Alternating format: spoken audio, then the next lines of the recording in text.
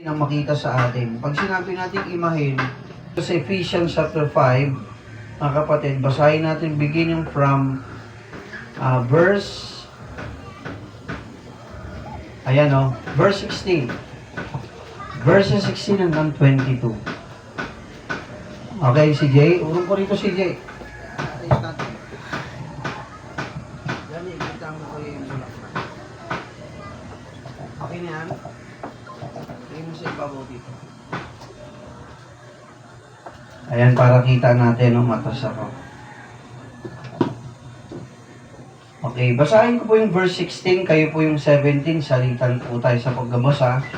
Basahin po natin muna ang English at Tagalog. Tapos yung 22, sabay-sabay po tayo magbabasa. Galatians chapter 5, verse 16, ako po muna. This I say, then, walk in the Spirit, and ye shall not fulfill the lust of the flesh. Sa wikang Tagalog, sinasabi ko nga, sabi ni Apostol Pablo, magsilakad kayo ayon sa Espiritu, at hindi nyo gagawin ang mga pita ng laman. 17, kayo po. Ready, read? For the flesh lusteth against the spirit, and the spirit against the flesh. And these are in the one of the other, so that ye cannot do the things that you do. Okay, Tagalog, kayo po. Sapagkat ang laman ay ng laban sa espiritu, at ang espiritu ay laban sa laman. Sapagkat ang mga ito ay nagkakalaban, upang huwag inyong gawin ang mga bagay na inyong Ibigin. Okay, 18. But if you be led of the Spirit, ye are not under the law. Datapot kung kayo'y pinapatnubayan ng Espiritu Santo, Espiritu, ay wala kayo sa ilalim ng kautusan. 19. Kayo po.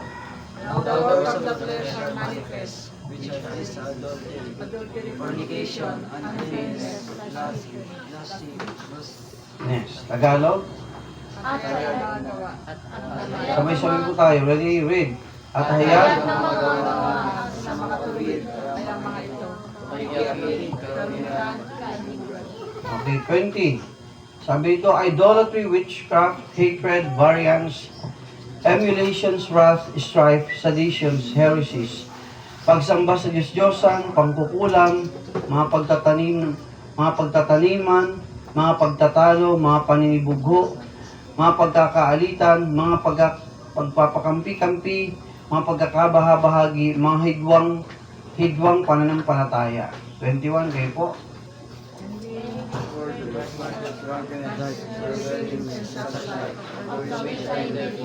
as I have also told you in the time past, that they wish to touch me cannot inherit the kingdom of God. Okay, Tagalog, sabay-sabay po kayo. Lakasan, ready, read.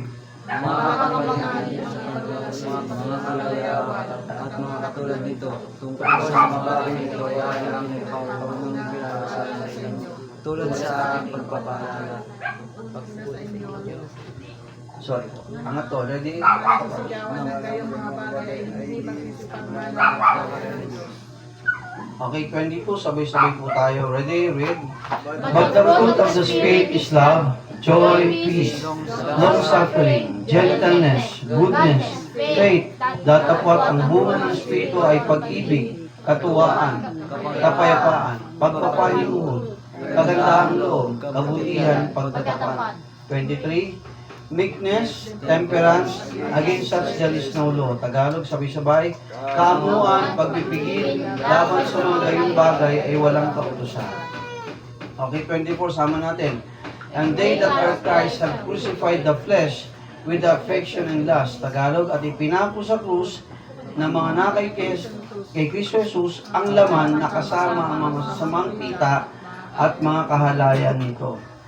25, huling-huli. If we live in the Spirit, let us also walk in the Spirit. Tagalog, kung tayo nabubuhay sa pamagitan ng Espiritu, ay magsilakad naman tayo ayon sa Espiritu. Okay, pagpalain ng Panginoon kanyang mga salita, tayo po'y maupo. Okay, kayo po bang lahat ay tumanggap na kay Kristo? Tayo po bang lahat ay na kay Kristo na? Okay, kung ikaw ay na kay Kristo na, ano ba dapat ang makita sa buhay mo bilang Kristyano? Amen? Ang mensahe ito ay para sa ating lahat. Para sa akin, para sa iyo, para sa ating lahat.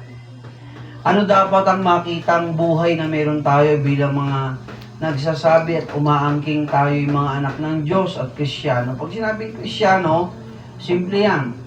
Lahat tayo nagkasala, di ba? Sa harapan ng Diyos bago natin makilala si Kristo. At kung siya'y nakilala natin, sinampalatayan na natin siya sa ating puso, anong sabi ron? Tatak ng pagiging Kristiyano, unang-una, alam mo na tinanggap mo si Jesus sa buhay mo. Amen? Alam mo yun. Pangalawa, meron kang buhay na walang hanggan. Meron kang katiyakan ng langit. Ang Diyos po ay hindi Diyos ng kalituhan. Nakuha po? Ang Diyos po ay Diyos ng katiyakan. Tandaan po natin yan. Hindi po siya Diyos ng kaguluhan. Siya po ay Diyos ng kaayusan. Kaya nga, tingnan niyo yung pattern ng universe. Bagaman yung mga planeta, para bang nakasabit pero wala namang panabit. Pero hindi sila nagbabanggaan, tama? Yung mga halaman, tingnan mo, kagaganda. No? Minsan nga, natanong ko, bakit kaya nilikha ng Diyos ang mga halaman puro green? Sa palagay nyo, bakit? Kasi ang green, masarap sa mata, malamig. Ano kaya kung puro orange yan, no? Tsaka dilaw, yung mga neon colors, ang sakit po sa mata. Eh no, ang ganda tingnan ng payapa ang mata natin, para bang relax siya, kasi puro green eh. Pero, matutuwa ka naman pag nagbulaklak yung mga halaman na yun, di ba? Parang ganito, kagaganda, oh, di ba? Baka man ito'y artificial lang, pero may mga bulaklak na ganyan kagaganda talaga. Yung tao na nga lang, isipin mo, di ba? Napakaliit, hindi makitang cell ni nanay at ni tatay, nag-meet, di ba? Nag-meet sa sinapupunan ni nanay. O, di ba? Hindi makita yung mga cell na yun, ha? Tapos, imagine mo, nagkaroon ng, ano bang unang puso? Diba? Nagkaroon ng puso. Nagkaroon ng utak, nagkaroon ng bituka, nagkaroon ng spinal cord, syempre. Nagkaroon ng mga body organs, nagkaroon ng laman, ng flesh, nagkaroon ng mata, ilong, tenga. Diba? Ang galing, di ba kayo natutuwa? Di ba kayo namamangha sa kadakilaan ng Diyos? Hello?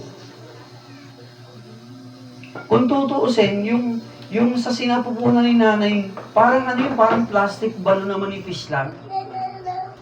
Isipin mo, nasa loob, buti hindi siya pumutok, no? Pumutok sa loob, nung tayo'y nandun pa lang ng ilang buwan pa lang.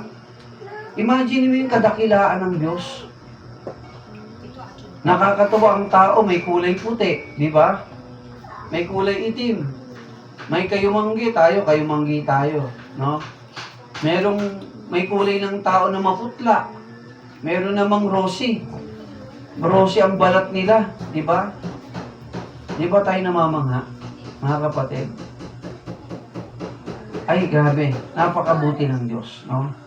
So sabi dito, mga kapatid, bilang mga nilikha ng ating Panginoon, bilang Kristiyano, bilang Kristiyano, bilang mga sumampalataya na kay Kristo, ano dapat ang ating lakad? Hello?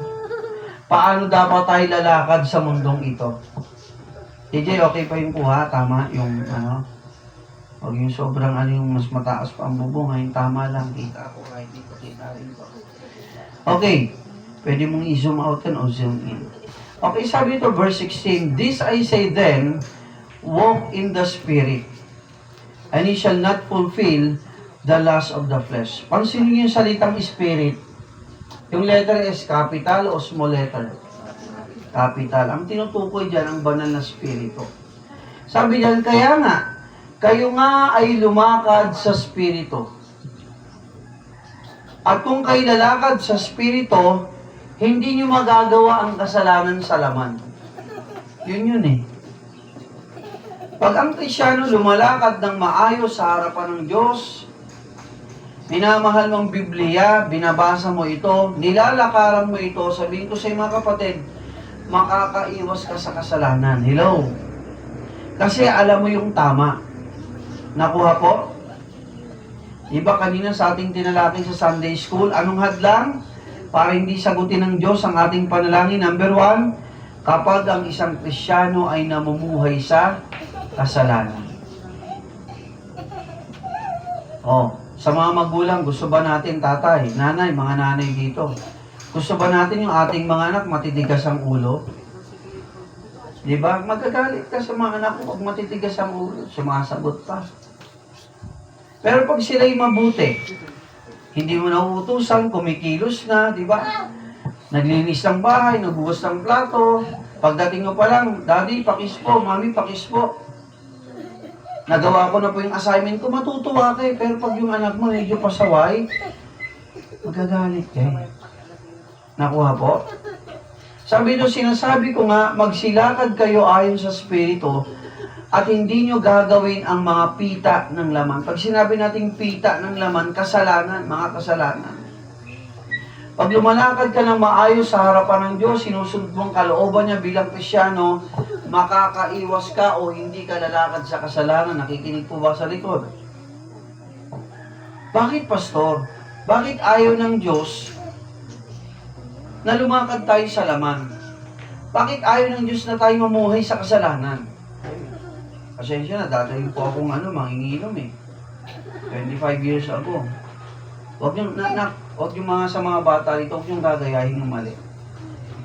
Natuto ko magbisyo, 19 years old ako. Kasi sa Boys Town, nagpaaral sa amin Mother Pari. Sabi ko nga sa inyo, magpapari dapat talaga ako eh. Pero kahit ako'y magpapari, alam ko lahat ng kalokohan. Totoo po yun. Hindi alam ng nanay tatay ko, magpapari ako, marunong kuminom ng alak. Hindi nila alam na nalalaman ko sa alak. Uwi ako sa amin, naisuka ko rin dapat kong isuka. Eh sabi ko nga sa inyo, isang beses pagpunta ko sa bahay, pagdating ko ng alak ko, nailabas ko sa tricycle na dapat kong ilabas eh. Abay, pag ganun ko sa tarangkahan ng pintuan, nahuli ko ng nanay ko, sumuka ako dun sa gilid ng pinto. Anak ko, marunong na uminom. Hindi ka nagsasabi na manginginom ka rin pala. Hiyang-hiya ako noon. Eh pagpasok ko sa bahay, punta kagad ako sa sala, higa ako, tinakpan ko yung mukha ko kasi hiya ako sa nanay ko. Eh magpapari ako.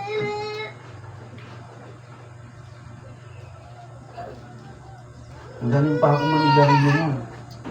Pero praise the Lord naman. Praise the Lord dahil nung 19 ako natuto magbisyo, pagdating ng 24, doon ko nakilala si Kristo sa buhay ko. Doon niya binago yung buhay ko. Dati hindi naman ako nagsusot ng ganito eh. Mahabang buhok ko nun eh. Kung sunod ka sa uso, may kulay-kulay ang buhok. Kung sino-sinong barkadang sasamahan mo. Pero payapa ka ba, Pastor? Hindi. Gusto ko magbago, hindi ko magawa. Pero salamat, nung ako'y 24 years old, nung ang Panginoon, na-encounter ako ng Panginoon, nakatin ako sa Lighthouse Dasma, Lighthouse Tagaytay tayo. Sabi ko, bagaman maliit ang simbahan, pero yung mensahe, sa pula ko, sa puso. Bakit, Pastor? Lumalakad ako sa laman yun. Namumuhay ako sa kasalanan, paggamot sa mo, ay baka yung babot mo. Palitang ang babot. Lumalakad ako nun sa laman eh. Gusto ko magbago, di ko magawa. Akala ko sa barkada titino ako, hindi. Lalo pa ako napadiin sa bisyo kasi mga kasama ko laklakero din. Pasensya na po yung pinutong buhay ko. Pero sinuka ko na yun, that was 25 or 26 years ago. At sinabi ko sa aking sarili, hindi ko na babalikan. Marami nagyayaya, pero sabi ko, ayoko na. Tubig na lang, okay, juice, hot teas, okay lang. Pero yung, kaibigan ko sila, pero yung sasabayan ko sila sa inuman, hindi na. Pwede kong umupo, pero meron akong baso, tubig, o kaya soft drinks or juice ang laman. Okay lang, sila niya, saksi yan, no? Marine engineering ako sa barko ako eh. Nagkaroon kami ng reunion ni Daniel, dyan lang sa silang. Nakita ni Daniel, mga imported na anak, nakalagay sa lamesa. Pagdating namin doon, may dala kaming Bible. Sabi ko yung makaklase ko, may chiefmate na. Chief engineer sa barko kasi engineering sa ilalim ng makina. Meron akong 2 o 3 kaklaseng chief engineer. Eh mga bulakbol dati yun eh. Ako matino kong estudyante noon. Di reunion kami. O sabi ko, bago kung okay lang ba, bago kayo mag-umpisa, abalahin ko kayo. Share ng gospel. Pagkatapos, binigyan ko sila ng tag-iisang Bible. Sabi ko, yan yung pinakamahalagang ibibigay ko sa inyo, salita ng Diyos. At tag-iisa kayo niyan, pati mga asawa nila, binigyan ko. O O di, nung patapos na kami, o picture-picture. Eh, di ba, mga konyak na alak, yung mga mahala, mga imported na alak. Marunong silang rumispeto pag titindig ka eh. Teka, pipicture tayo kasama si pastor. Tanggalin natin yung mga bote ng alak. Alam niyo, kahit sila nahihiya siya eh. Niloko ko ng mga klase ko, pastor, tumagay ka. Sabi ko, thank you. Iniwan ko na yan, 25 years ago. Kaibigan ko sila. Totoo yun. Hindi ko makakalimutan kasi 4 years kami magkakasama nung college kami. Pero binago na ako ng Diyos eh. Amen? Kailangan kong tumindig sa tama. Okay, sabi sa verse 17, sapagkat ang laman ay nakikipagtunggali sa spirito. Magkalaban yan eh. Ang Diyos, ang Diablo, magkalaban yan. Ang espiritu at ang laman, ang kasalanan, magkalaban yan talaga. Sabi ito, and the spirit against the flesh, these are contrary one to another. Okay, sabi sa Tagalog, sapagkat ang laman ay nagnanasa ng laban sa espiritu, at ang espiritu ay laban sa laman. Tandaan natin, magkalaban yan. Kabanalan, kasalanan, ano yan? 180 degrees magkaiba yan. Kabutihan, kasamaan, magkaiba yan. Taliwas yan sa isa't isa. Ang Diyos at si Satanas, taliwas yan, mga kapatid. Impyerno, langit, taliwas yan sa isa. Magkalaban yan. Tayo bilang Kristyano, sabi ito, huwag tayong lumakad sa laman. Amen? Lumakad tayo sa Spirito. Naintindihan po ba? Sabi ito sa verse 18, but if ye be led of the Spirit, ye are not under the law. Sapagkat kung ikaw ay pinapatnubayan ng Espiritu, wala kayo sa ilalim ng kautusan. O bakit ba nagginawa ang kautusan? O sa palagay nyo, anong pinakatumpak na dahilan? Bakit may batas? Meron bang idea? Nakakalam, bakit may batas? Para kanino ginawa ang batas? Sa masasama o sa matitino? Sa mga masasama. Totoo yan. Kasi kung matino ka naman, may nilabag ka ba sa batas? Wala. Ang batas ginawa para sa mga masasama, gumagawa ng masama, para alam nila yung tama, na ay dapat pala itigil ko ito kasi mali ito, kung hindi, magbabayad ako, makukulong ako. Ang batas ay ginawa para dun sa mga pasaway. Hindi yan para sa mga gumagawa ng kabanalan. Nakuha po? Okay, paano natin makikita ang gawang laman ang kasalanan? Sabi sa 19, now the works of the flesh are manifest, which are these. Adultery, fornication, uncleanness, lasciviousness. Itatagalog po natin para maintindihan nyo ng lubusan.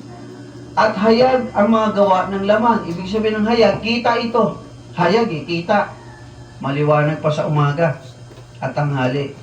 Sa mga katuwid ay ang mga ito ang kasalanan. Una, pakikiapid. Makinig. Ang Bible, hindi ka hihilihin ng Biblia sa kasalanan. Pag sinabing mali yan, mali yan. Pag sinabing tama, tama yan. O pag sinabing pakikiapid, para kanino yan, pastor? Sa mga may asawa. Halimbawa ko, sarili ko, si pastor, isang araw, nabalitaan. Diba?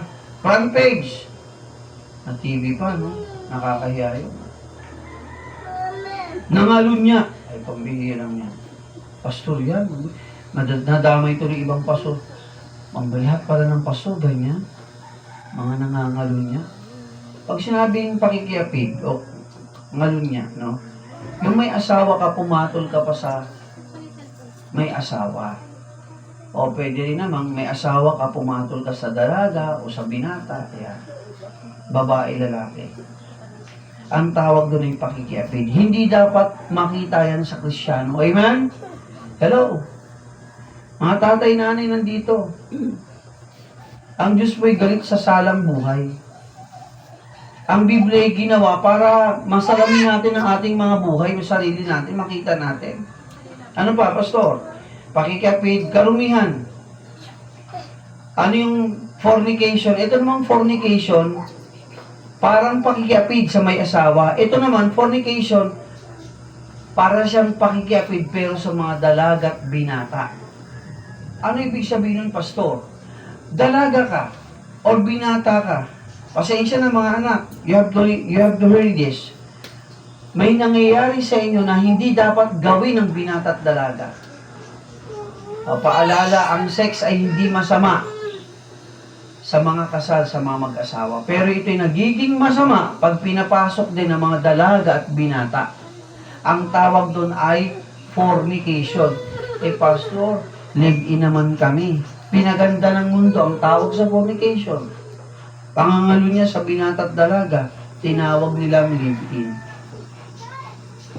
Pero kahit ano pang tawagin nila dyan, makinig kayo mabuti mga kapatid, sa harapan ng Diyos, namumuhay ka pa rin sa kasalanan. Kaya kung kayo dalaga at binata, ireserba mo yung katawan mo sa mapapangasawa mo. Nakuha?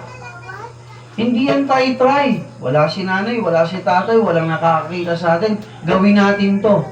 Mga anak, mag-ingat kayo. Yan ay kasalanan sa harapan ng Diyos. Ang sabi ng Biblia, yung katawan mo bilang binata, bilang dalaga, ibibigay mo lang yan doon sa taong pakakasalan mo pagkatapos ng kasal. Yung misis ko, simula nung niligawan ko yan at naging girlfriend kami, hindi ko yan hinalikan kahit isa. Tanungin mo siya. Alam mo, unang halik ko sa misis ko sa pisngit, labi, nung sinabi ng pastor, you may now kiss the bride. Bakit? Namuhay ako sa kasalanan, aminado ako doon, pinagsisihan ko yun before, yun dati. Pero ngayon ako'y Kristyano na, alam ko na yung tama't mali, gagawin ko ang kalooban ng Diyos. Mga kapatid, kayo bilang binata at dalaga, yung pagkakamali man ng ibang tao, huwag na nating ulitin pa. Amen? Huwag nyo nang gayahin pa. Kasi may pagpapala kapag kayo namuhay ka ng maayos at malinis sa harapan ng Diyos. Nakuha po mga kapatid? Kayo mga binata, manatiling malinis sa inyong katawan. Nakuha? O iwasan yung panonood ng mga pornografiya. Pambihira ngayon, pagbukas mo pa lang ng cellphone mo, may magpapop up na dyan ng mga bastos eh. Diba tatay? Dati, ano lang eh, comics lang eh. Ang hirap-hirap ang makakuha nun. Ngayon, pambili, isang click lang oh. Yung mga nasa TV, palabas, puro halikan, palitan ng mga asawa, telenovelas. Walang magandang, puro immoral ang imahe ng mensahe ng palabas. Lalaki sa lalaki, babae sa babae. Talagang may telenovela pa nun, di ba? Yun ang pinuputay ng mundo. Kalasuan, kasamaan, yan ang gusto ng mundo. Pero kung ikaw ay Kristyano, alam mo yung tama, amen? Tumindig ka sa tama. Hello? So mga dalaga, ingatan ang inyong mga katawan. Nakuha, igalang ang magulang. Kung may manliligaw sa inyo, mga dalaga, magtapos muna kayo ng pag-aaral. Amen? Magpaalam sa magulang. Pwede na ba ako magpaligaw? Tapos ka na ba sa pag-aaral? Meron ka na bang trabahong maganda sa lalaki? Bakit? Pasto, pag nagkamali kayo, anong pamilya ang bubuuhin nyo? May hirap na pamilya, dukhang pamilya, aasa kayo sa, sa ayuda ng gobyerno. Pasakit pa tayo sa bansang Pilipinas. Yung mga anak nyo, gagayahin din yung pagkakamali nyo, pasaway din. Kung Kristyano ka, mag-isip ka. Amen? Maging matalino ka sa pasya mo. Hindi man makita ng magulang mo, o sabihin natin, may mga magulang kahit Kristyano minsan nagtotolerate eh. Alam ng mali ang anak nila, aral muna. Dito sa simbahan, hindi ko pinapayagan at hindi ko natutuwang may mga ganong kayo. Isikreto niya yan, ihahayag yan ng Diyos sa inyo at hindi kayo pagpapalain ng Panginoon. Dalangin ko, masaktan ka na habang maaga pa. Sabihin ko sa inyo, masasaktan at masasaktan ka. Dahil naranasan ko yan. Nagpaalam mo kay pastor, graduating college siya, 6 months na lang gagraduate na yung babae. Pastor, maniligaw po ako. Graduate na ba siya ng kolehiyo? Sa Lasal nag-aaral. Pastor, ano pa, 1 sem na lang eh. Antayin mo. Ilang buwan na lang, 4 months na lang, pag ka-graduate niya, ligawan mo na siya. Kasi kilala rin naman ni pastor. Isang simbahan lang kami. Eh, naglihim ako kay pastor. Kasi, kahit ayaw pa ni pastor, without pastor's blessing, tanda ng taang pastor, tatayin sa simbahan. Walang pagka-blessing ni pastor, sige, sinigi ko. Isang buwan na kami mag-on. Nagigilty ako. Hindi pumayag si pastor eh. Eh ako, graduate naman ako ng marine engineering. O sabi ni pastor, hindi na-guilty na ako, isang buwan na kami mag-on. Punta kami sa bahay ni pastor. Pastor, mingi po kami ng sorry. Kasi sinuway namin yung utos mo. Kami na po, isang buwan na po. Natuwa si pastor. Tahimik lang siya, pero alam po, hindi siya natutuwa. Sumuway kami. Ang tanong, nag-iba kami? Umiiyak ako nung 2 taon. Bakit? 5 taon kami naging magkasintahan. 3 beses na kami mag-attempt magpakasal. Pero hindi natutuloy-tuloy. Bakit? Sumuhay pa pastor eh. Yun nasa 20 plus na kami nun. Pag sumuhay ka sa lingkod ng Diyos, at tama naman ang sinasabi niya talaga, babalik yan sa iyo. I tell you, sa tamang panahon, masasaktan. Okay, mga dalaga at binata, ingatan ng inyong katawan. Amen? Kung talaga magmamahal ka ng isang tao, kasi ang panliligaw, paghahandahin sa pag-asawa, hello? Hello? Ba't mo siya nililigawan? Para sa koleksyon? Magbibilang ka ng girlfriend, boyfriend, ganun ba yun? Eh, Kristyano ka, ano ka ba? Hindi ka naman POK. Mabuti kang Kristyano, di ba? Anak ka ng Diyos, di ba? Huwag kang lumakad sa laman. Amen? Ano pa? Huwag kang lumakad sa karumihan. Ano pa? Huwag kang lumakad sa basahin niyo yan. Ang Bible, hindi yan. Anong Biblia? Straight yan. Pagandahin natin yung salitang to. Hindi yan. Yan Bible talagang ganyan. Mali yan. Ang kalibugan, maraming anyo yan. Lalo pa ngayon. Kaya maging maingat mga anak. Huwag niyong ibabad ang inyong mga mata sa panonood at panonood ng picture na hindi maganda o panonood ng mga hindi magagandang panoorin sa cellphone at YouTube. Ang bira, elementary pala, nagturo ako rito sa St. Joseph Academy. Siyempre, teacher din ako eh. Private school yun. Sa high school, nagturo ako. Yung katapat naming school, meron dong mamahaling school. Mga grade 3 students, tay. Grade 3 students sa mga lalaki. Nahuli ng teacher, nanonood ng nude na palabas. Ang masakla pa yung pang pinanonood nila, alam mo yung pang-adult na hindi magandang panoorin eh. Grade 3 students. Mga anak, hindi magandang hobby yun. Sabi ko nga rito sa mga anak ko, kung kayo magda-download ng mga laro, yung tatalino ka. Word puzzle. Yung may mga computation ng math. Yung chess, okay ang chess, pampatalino rin yan. Pampatalas ang utak yan, ang isip yan. Yung may matututunan, kaya hindi yung wala kang matututunan. Basura, ilalagay mo sa isipan mo, puro basura. Anong labas mo? Hindi basura din. Dapat maging tayo matalino. O idolatry, pagsamba sa Diyos-Diyosan. Pag sinabing Diyos-Diyosan, hindi lang naman yung ribultong tiyok, ahoy dyan, gintot, pilak, hindi eh. Anumang bagay, tao, na mas pinapahalagan mo kesa sa Diyos. Halimbawa, mas marami kang time sa cellphone mo, sa tablet mo, sa TV, sa barkada mo kaysa sa Diyos. Ang tawag doon, pagsamba sa Diyos-Diyosan. Anumang bagay, tao, lugar na mas pinapahalagan mong sobra at ang Diyos wala na sa'yo. Parang segunda mano na lang sa'yo ang Diyos. Ang tawag doon ay idolatry. Witchcraft. Alam niyo witchcraft? Pang-pukulan. Sala yun sa harapan ng Diyos. Kung Kristyano ka, hindi mo dapat pinapagawain o ginagawa yung pangkukulam na yan. Variance o hatred, pagkamuhi, pagtatanim ng sama ng loob, ano pa, pagtatalo, Kapag nagtalo ba kayo mag-asawa, may pupuntahan bang mabuti? Pag nagtalo kayo magkaibigan, papayapa ba kayo? Wala. Parehas kayong talo. Pagkakampi-kampihan. O, di ba? Ay, kay ganito ako, ay, kay ganito ako. Sabi ng Bible, hindi yan tama. Ano ba, pastor? Strife, paninibugo, pagkakaalitan, mga pagkakakampi-kampi, pagkakabahabahagi, mga hidwaang pananampalataya o mga maling pananampalataya. Yan ba ang bunga ng banal na spirito sa atin?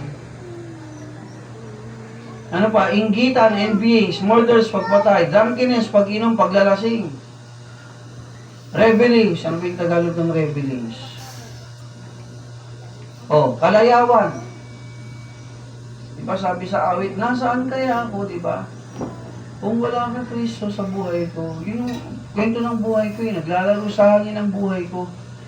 Hindi malaman kung saan ako patutungo. Layaw ng laman ang siyang pansamantalang kasagutan sa aking kabiguan. Akala ko yung layo ng laman, okay. Pero hindi, bigo pa rin sa dulo. Empty pa rin. Pero salamat, nakagpuan ako ni Kristo. Amen? Binigyan niya ako ng kapayapaan, inayos niya ang buhay ko. Nakuha niyo mga kapatid? Mga kapanaghilian, mga paglalasing, mga kalayawan, at mga katulad nito, tungkol sa mga bagay nito, ito'y aking ipinagpapaunang ipaalala sa inyo, tulad sa aking pagkapaalala ng una sa inyo, ang mga nagsisigawa, o makinig ha, ang mga nagsisigawa ng gayong mga bagay ay hindi magsisipagmana ng kaharian ng Diyos. O, akala ko ba Kristyano ka? Bakit namumuhay ka pa rin sa kasalanan?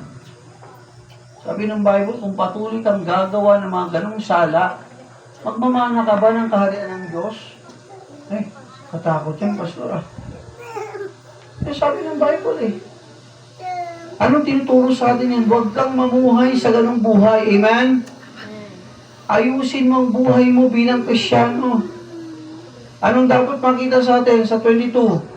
But the fruit of the Spirit is love, joy, peace, long-suffering, gentleness, goodness, faith. O itong dapat makita sa atin, mga kapatid. Sabi ito, no? Dapat ang bunga ng Espiritu ay pag-ibig. Matuto tayong magmahal. Minsan kahit yung tao hindi ka ibig-ibig, kahit nakakaasarang mukha. Sabi ng Bible, magmahal ka eh. Minsan kahit nanggagalaiti ka na sa ugali niya, gusto mo na siyang tirisin. Sana ako sa kanya. Sabi ng Diyos, mahalin mo yung kaaway mo eh. Amen? Ano pa, katuwaan, hindi lagi ka nakasimangot, Kristyano ka, lagi kang, sino yung ano? Senador na laging gusto kang noo. Lagi na magano. Pwede bang igaling yung noo mo? Lagi na magano. Ay, teka, may wrinkles ka na, pastor. Paano kung mawala yung wrinkles? May mga taong ganun, parang bang, kung hindi mahaba ang uso, parang siyang sinakluban ng tadhana na laging malungkot. Hello? Anong dapat makita sa atin yung katuwaan? Joy, kasi, hello, hindi ka pa masaya, Kristyano ka? Ano ba, pastor? Makita sa'yo ang kapayapaan. Hindi para kang laging inahing manok na laging parang ano eh, tandang na pinaghalong inahing manok. Psst! Yung lagi kang gusto mong, parang sa manok ba, lagi kang gustong pumalo, no? Pumataw.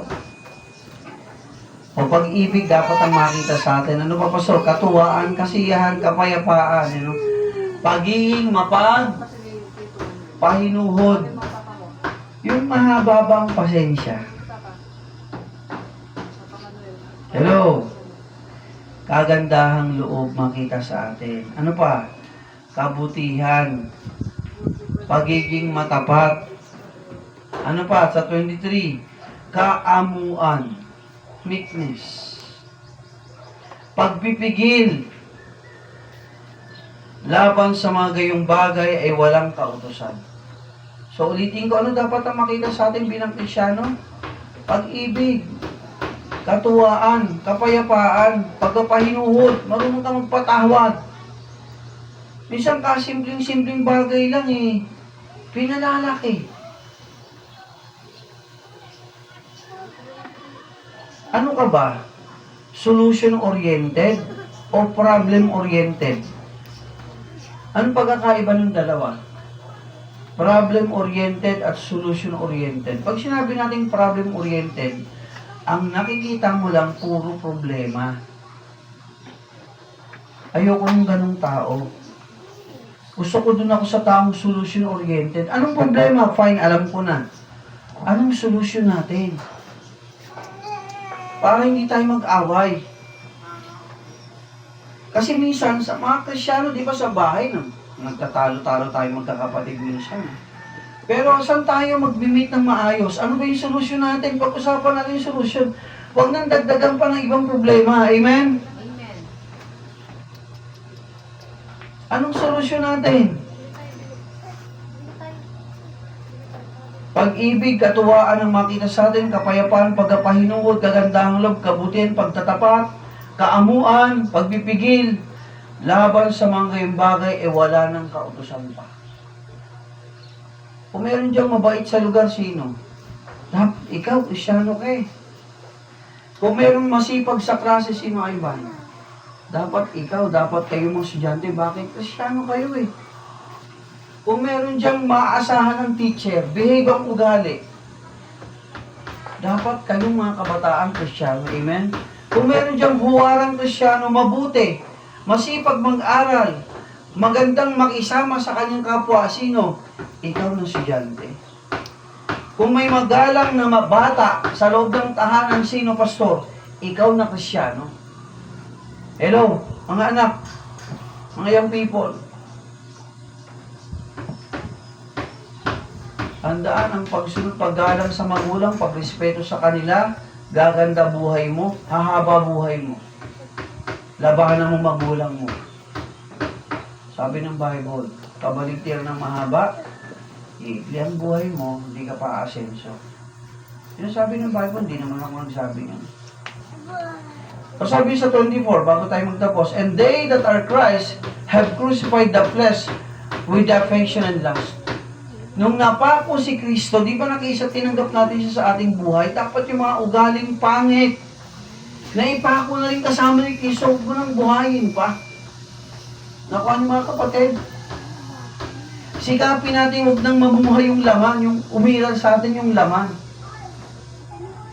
At ipinako sa krus ng mga nakay kay Kristo ang laman na kasama ng masasamang pita at mga kahalayan nito. Hindi na dapat mag-iral sa atin yung pangit na ugali. Pangit ka na nga sa mukha, pangit pa ugali mo. Kaya naman. Sa bagay, wala namang dilikha ang Diyos na pangit, diba na? Lahat naman tayo magaganda at gwapo. Pero dapat yung ugali natin, maganda rin, amen, maayos din. 25, if we live in the Spirit, let us walk in the Spirit. Nakuha po, pag tayo namumuhay sa Diyos, mamuhay ka ng maayos, amen? Mabuhay kang mabuti, mabuhay kang marangal, mabuhay ka sa kabanalan. Okay? Mangagsilakad naman tayo ayon sa Espiritu. Tanda natin to, ang buhay natin Kristyano iba sa buhay ng mundo. Amen? Ayusin natin ang ating mga buhay, ayusin po natin ang ating mga lakad. Mapa-bata kang Kristyano, estudyante ka, mapa-adults ka, ayusin natin ang ating mga buhay. Nakuha po? Huwag tayong mamuhay na para bang walang banal na spirito sa buhay mo. Magi tayong aware sa ating mga ugali, pamumuhay, pakikitungo sa iba. Dapat makita sa atin ang bunga ng banal na spirito. Nakuha po mga kapatid? Hello, nakuha po ba? Kung sinasabi mong anak ka ng Diyos, ayusin mo buhay mo. Amen? Ayusin mo lakad mo. Ayusin mo yung pakikitungo mo sa kapwa mo. Kristyano ka eh. Meron kang Kristo sa puso mo, sa buhay mo. Ayusin natin ating mga lakad. Amen? Ang mensahe ito para sa ating lahat. Lumakad tayo sa katwiran ayon sa sinasabi ng salita ng Diyos. Okay, tayo pong lang tayo tumayo. Tayo pong lang tayo tumayo. Ipikit po natin ang ating mga mata.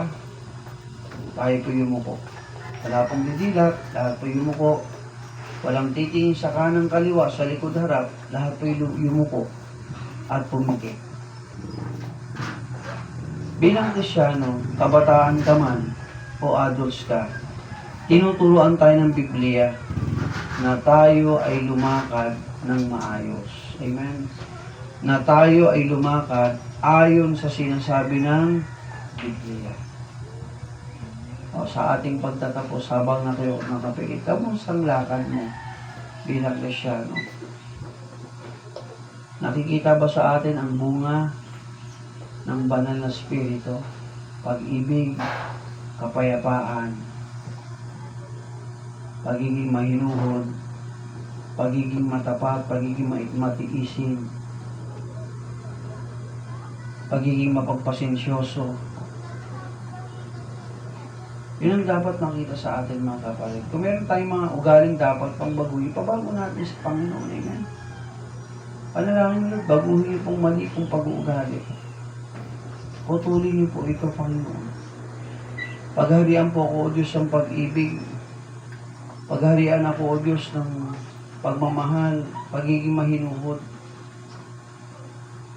At huwag akong pagharian, O Diyos, ng sala.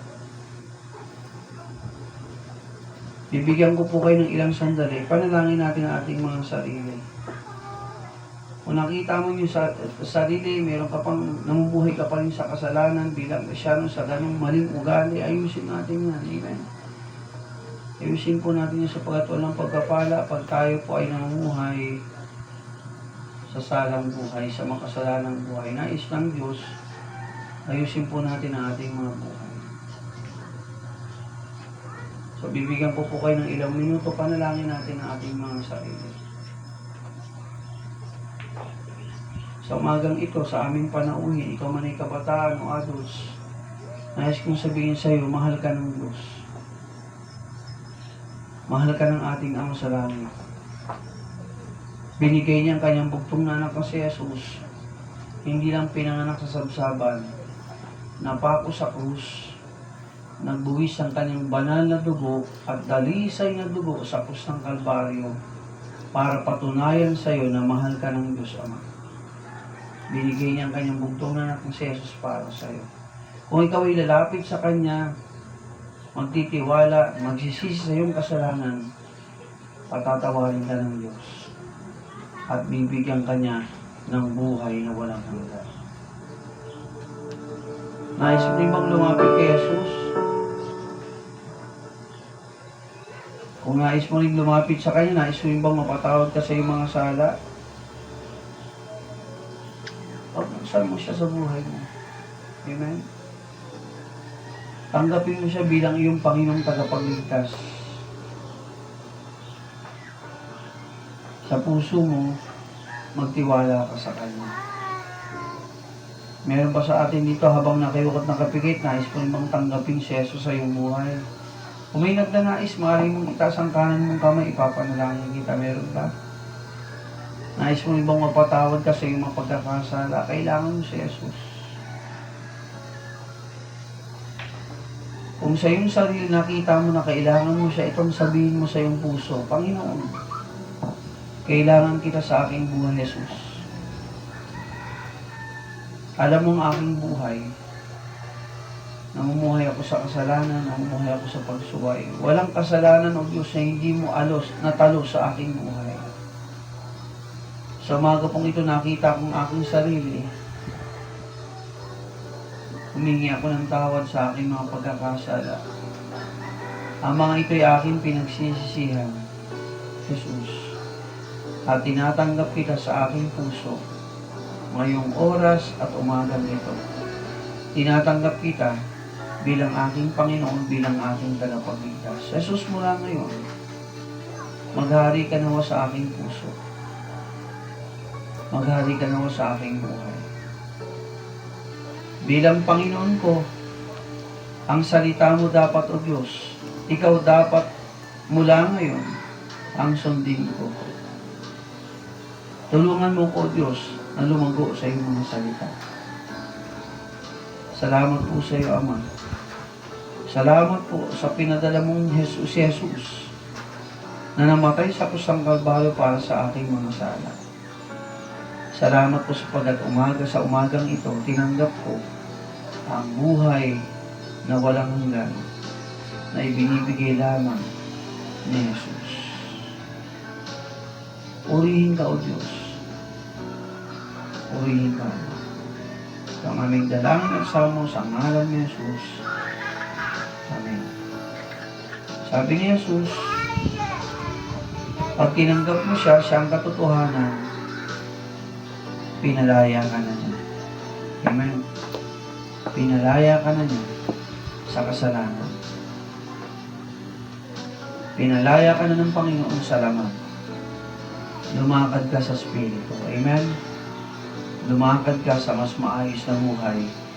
Piliin mong lakaran ang kanyang mga salita. Tayo mga Krisyano, tumindig tayo sa tama. Nakuha po? Okay? Tayo pong natin tumayo. Manlangin sa pagkatapos. Dakilang Diyos sa aming Ama sa langit, purihin ka. Pagpalain niyo po Diyos ang oras na ito. Kami pangunahan ng Diyos. Pagpalain namin mapanauhin ng mga kapatiran.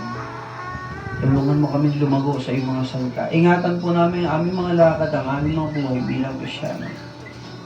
Kami pangunahan mo, Diyos, at purihin ka. Ito ang aming dalangin at sama, O Diyos. Sa pangalan ni Jesus. Amen. Ay po mo po, sige. Wait lang. Okay, tayo po maganda, ushers.